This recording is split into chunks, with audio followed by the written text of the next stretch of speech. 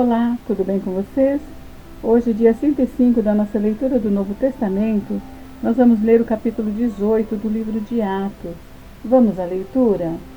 Atos 18. Paulo em Corinto e Éfeso, a volta para Jerusalém. Depois disto, partiu Paulo de Atenas e chegou a Corinto, e achando um certo judeu por nome Áquila, natural do Ponto, que havia pouco tinha vindo da Itália, e Priscila, sua mulher, pois Cláudio tinha mandado que todos os judeus saíssem de Roma, se ajuntou com eles, e como era do mesmo ofício, ficou com eles e trabalhava, pois tinham por ofício fazer tendas. E todos os sábados disputava na sinagoga e convencia a judeus e gregos. Quando Silas e Timóteo desceram da Macedônia, foi Paulo impulsionado pela palavra, testificando aos judeus que Jesus era o Cristo. Mas resistindo e blasfemando eles, sacudiu as vestes e disse-lhes: O vosso sangue seja sobre a vossa cabeça. Eu estou limpo, e desde agora parto para os gentios. E saindo dali entrou à casa de um homem chamado Tito Justo, que servia a Deus e cuja casa estava junto da sinagoga. E Crispo, o principal da sinagoga, creu no Senhor com toda a sua casa.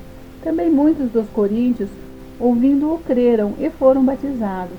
E disse o Senhor em visão a Paulo: Não temas, mas fala e não te cales, porque eu sou contigo e ninguém lançará mão de ti para te fazer mal, pois tenho muito povo nesta cidade.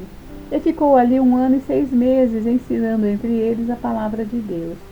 Mas sendo Galho procônsul da Acaia, levantaram-se os judeus concordemente contra Paulo e o levaram ao tribunal, dizendo: Este persuade os homens a servir a Deus contra a lei.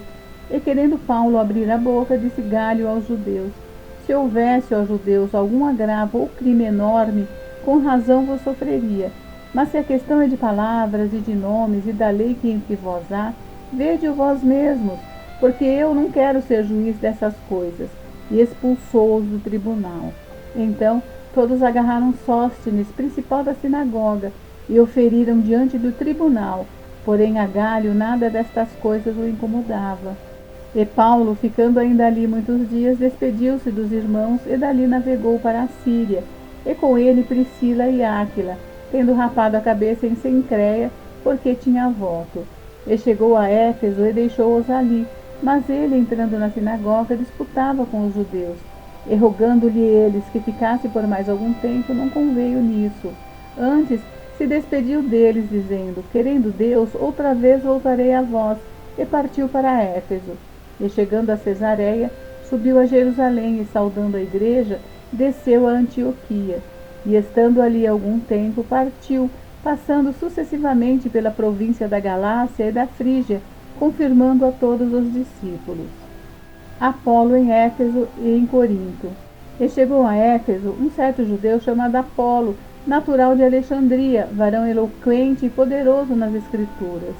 Este era instruído no caminho do Senhor, e fervoroso de espírito falava e ensinava diligentemente as coisas do Senhor, conhecendo somente o batismo de João. Ele começou a falar ousadamente na sinagoga. Quando o ouviram Priscila e Áquila, o levaram consigo e lhe declararam mais pontualmente o caminho de Deus. Querendo ele passar a Acaia, o animaram os irmãos e escreveram aos discípulos que o recebessem, o qual, tendo chegado, aproveitou muito aos que pela graça criam, porque com grande veemência convencia publicamente os judeus, mostrando pelas Escrituras que Jesus era o Cristo. Gente, encerramos por hoje, mas amanhã tem mais. Fiquem com Deus, Deus abençoe vocês. Até amanhã.